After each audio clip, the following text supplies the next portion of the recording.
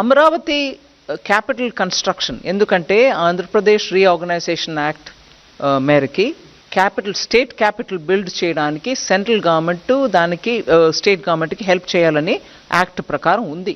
So capital city Amaravati build up చేయడానికి మేము డెఫినెట్గా వాళ్ళకి అసిస్టెన్స్ ఇవ్వాలి. ఇప్పుడు నేను చెప్పిన 15,000 కోట్లు వరల్డ్ బ్యాంక్ అసిస్టెన్స్ తోటి మేము వాళ్ళకి తెప్పిస్తున్నాం. దానికి కౌంటర్ పార్ట్ ఫండింగ్ కూడా ఉంటుంది. కానీ ఇవాళ స్టేట్ పొజిషన్ ఎలా ఉంది, అది ఎట్లాగా వాళ్ళు ఇస్తారా ఇవ్వలేరా, అది మేము సెంటర్ నుంచి గ్రాంట్ ఇచ్చుకుంటామా, ఇవన్నీ చూసి వాళ్ళతోటి మాట్లాడుకొని చేస్తాం. ఎందుకంటే ఆఖరికి ఆ క్యాపిటల్ లేకుండా 10 సంవత్సరం వెళ్ళిపోయాయి. ఆంధ్రప్రదేశ్కు ఒక క్యాపిటల్ ఉండాలి. భారతదేశంలో ఒక రాజ్యం ఉందనంటే క్యాపిటల్ లేకుండా అది ఆంధ్ర.